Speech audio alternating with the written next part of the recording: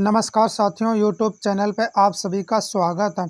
साथियों, आज हम पढ़ेंगे स्टैटिक जीके से रिलेटेड इम्पॉर्टेंट क्वेश्चन। आइए देखते हैं पहला क्वेश्चन। सीमा सड़क संगठन बॉर्डर क्या हो जाएगा? बॉर्डर रोड ऑर्गेनाइजेशन की स्थापना किस वर्ष हुई थी? क्या पूछा गया? ईयर्स पूछा गया कि उससे स्टेबलाइज्ड कब हुआ था ऑर्गेनाइजेशन संगठन। तो पहला हो जाएगा 1958 में, 1944 में, 1960 में और 1966 में। 1958, 1954, 1960 और 1966 में। तो देखते हैं क्वेश्चन का राइट आंसर क्या हो जाएगा। क्वेश्चन का राइट आंसर हो जाएगा 1960 यानी सी 1960 में हुआ था। आइए नेक्स्ट क्वेश्चन देखते हैं। संसद का सत्र से शुरू होता है, यहाँ पे खालिस्तान दिया तो इसको फिल करना। तो संसद का सत्र से शुरू होता है। पहला हो जाएगा प्रश्नकाल, शून्यकाल, ध्यानाकर्षण, प्रस्ताव और अवकाश। इन्हीं चार ऑप्शन में बताना तो किससे शुरू होता है।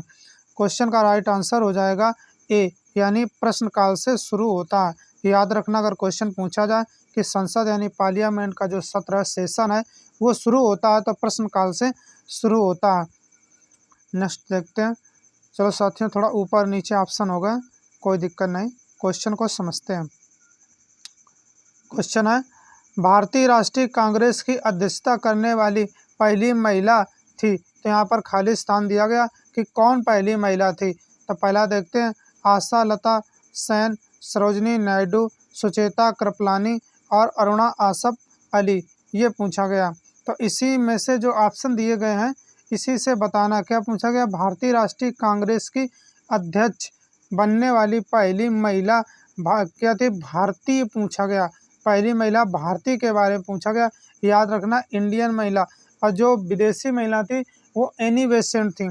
इसके बाद फिर कौन बनी थी? तो याद रखना, सरोजनी नायडू। तो इस क्वेश्चन का राइट आंसर हो जाएगा कौन सा? पी यानी सरोजनी नायडू थी। तब अगर विदेशी पूछी जाए तो एनी बेसेंट थी। अब भारतीय महिला पूछी जाए, भारतीय राष्ट्रीय कांग्रेस की स्थापना जब हुई थी तो पहली महिला तब याद रखने में सरोजनी नायडू ने की थी। आइए अगला क्वेश्चन देखते हैं क्या रहेगा।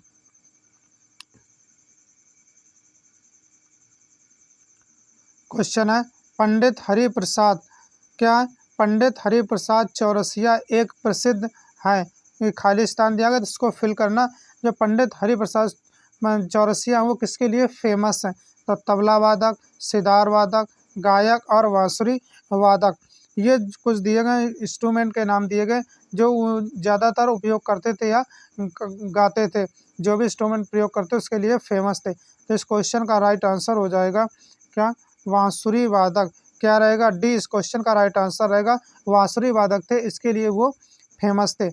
आइए नेक्स्ट क्वेश्चन देखते हैं क्या रहेगा। क्वेश्चन थोड़ा बड़ा है, चलो देखते हैं।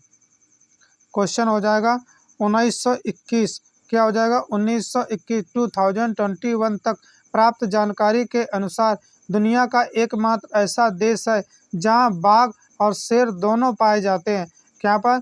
यानी टाइगर और लायंस दोनों पर पाए जाते हैं, ये पूछा गया। कौन से? 2021 की जानकारी के अनुसार पूछा गया। दक्षिण अफ्रीका, मैक्सिको, तंजानिया और भारत, ये कुछ देश के नाम दिए गए। इसी में बताना जहां बाघ और शेर दोनों की संख्या पाई जाती है, ये पूछा गया। तो देखते हैं, इस क्वेश्चन का राइट आंसर हो जाएगा डी यानी भारत में दोनों चीज़ें पाई जाती हैं, बाघ और शेर की संख्या पाई जाती है।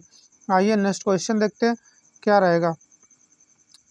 क्वेश्चन अच्छा है, जनगणना से रिलेटेड है। क्वेश्चन है, 2011 की जनगणना के अनुसार भारत की महिला साक्षरता दर क्या है?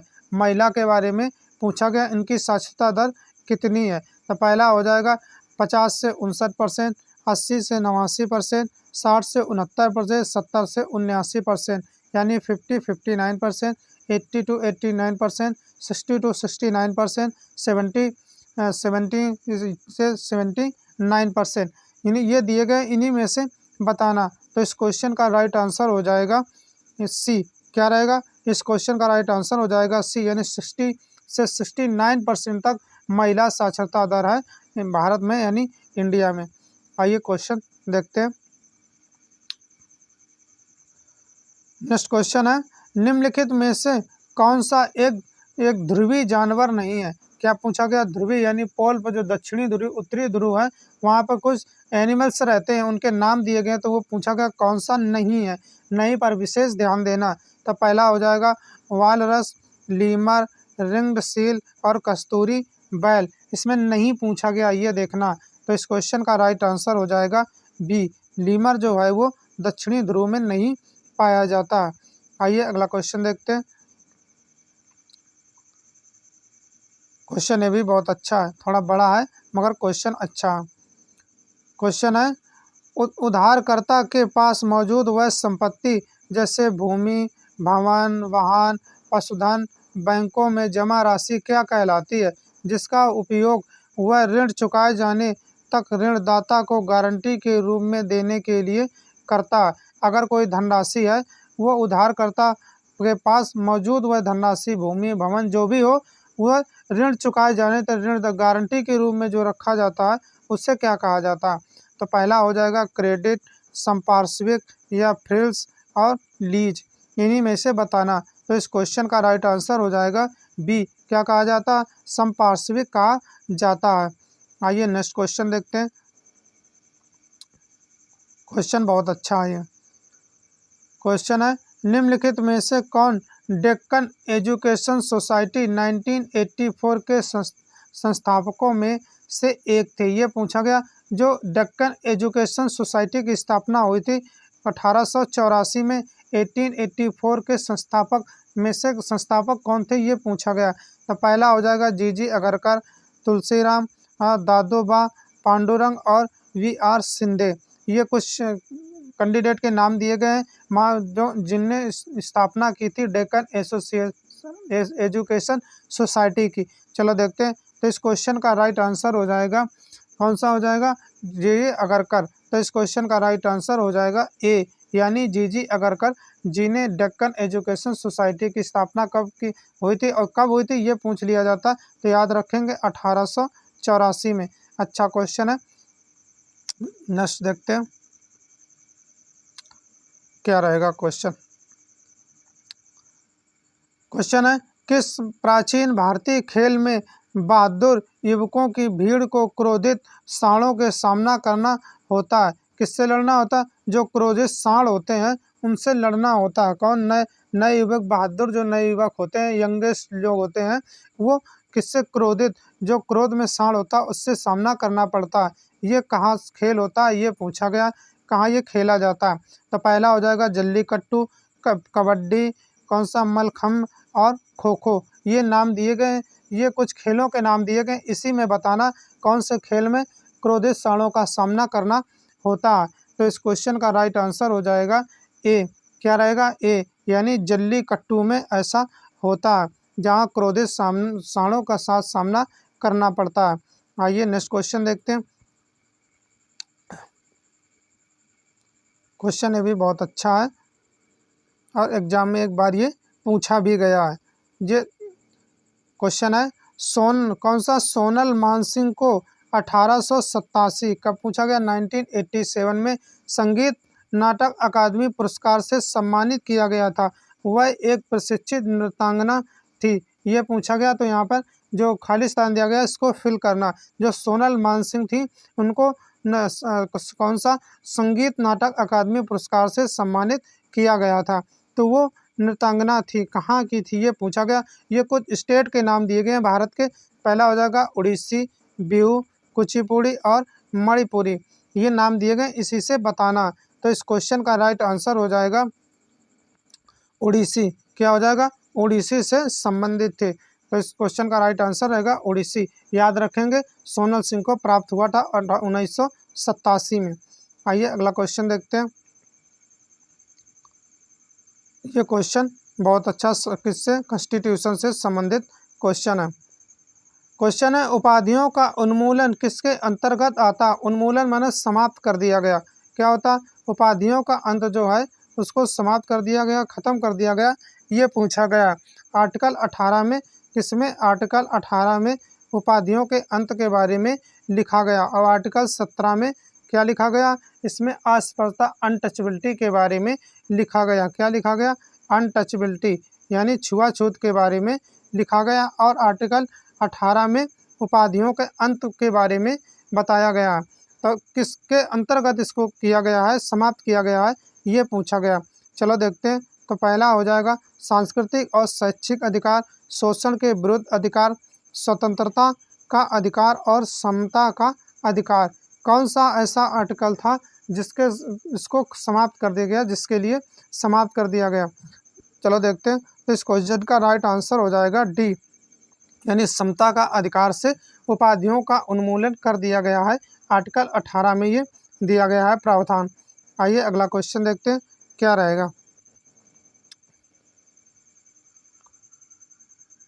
क्वेश्चन है समशीतोष्ण घास के मैदान क्या और खालिस्तान दिया गया कि खेती के लिए आदर्श होते हैं। कौन सी खेती वहाँ पर सबसे ज़्यादा होती है, कि कौन सी फसल होती है सबसे ज़्यादा? समशीतोष्ण जो घास के मैदान होते हैं वहाँ पर खेती जो की जाती है, वहाँ सबसे अच्छी फसल कौन सी होती है, ये पूछा गया। पहला हो जाएगा अंगूर, सेब, गेहूँ और कपास। ये कुछ फसलों के नाम दिए गए, इसी में देखना। तो इस क्वेश्चन का राइट आंसर हो जाएगा सी। क्या रहेगा? सी, यानी गेहूँ बहुत ही अच्छी फसल होती है समशीतोष्ण घास के मैदानों में। नेक्स्ट क्वेश्चन देखते हैं। क्वेश्चन है इलबारी वंश यानी दिल्ली सल्तनत का प्रथम शासक कौन था? इलबारी वंश के बारे में पूछा गया। तो पहला हो जाएगा रजिया सुल्तान, गयासुद्दीन तुगलक, कुतुबुद्दीन ऐबक और इल्तुतमिश। तो ये क्वेश्चन पूछा गया। चलो देखते हैं इस क्वेश्चन का राइट आंसर क्या रहेगा। इस क्वेश्चन का राइट आंसर हो जाएगा कौन सा हो जाएगा? कुतुबुद्दीन ऐबक। ये याद रखेंगे, सी जो है इस क्वेश्चन का राइट आंसर हो जाएगा, यानी कुतुबुद्दीन ऐबक। इलबारी वंश यानी दिल्ली सल्तनत का जो प्रथम शासक कौन था? ये था कुतुबुद्दीन ऐबक। आइए अगला क्वेश्चन देखते हैं। ये क्वेश्चन जो है ये मॉडर्न हिस्ट्री से संबंधित क्वेश्चन है, मगर अच्छा क्वेश्चन है। क्वेश्चन है मार्ले मिंटो सुधारों की शुरुआत के समय भारत का वायसराय कौन था? क्या पूछा गया? जब मार्ले मिंटो आया था, सुधार हुआ था, उसके समय भारत का वायसराय कौन था, ये पूछा गया। तो पहला हो जाएगा लॉर्ड वेवेल, लॉर्ड एटली, लॉर्ड मिंटो और लॉर्ड लिनलिथगो। तो जिस समय क्विट इंडिया मूवमेंट, भारत छोड़ो आंदोलन चला था, तो उस समय कौन था? लॉर्ड लिनलिथगो था, याद रखेंगे। मगर पूछा गया मार्ले मिंटो सुधार के बारे में। तो चलो देखते हैं। तो इस क्वेश्चन का राइट आंसर हो जाएगा सी।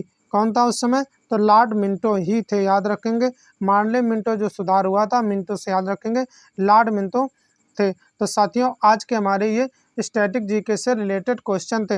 अगर आप लोगों को वीडियो अच्छा लगे, क्वेश्चन अच्छे लगे, समझ में आते हैं, समझ में आ रहे हैं, अच्छा क्वेश्चन है, तो वीडियो को लाइक करें, शेयर करें, चैनल को सब्सक्राइब कर लें और कमेंट करके बताना कि आज का सेशन कैसा रहा। साथियों अपना अमूल्य समय निकालकर हमारे चैनल पर जुड़ने के लिए, हमारा वीडियो देखने के लिए बहुत बहुत धन्यवाद। Thanks for watching this video.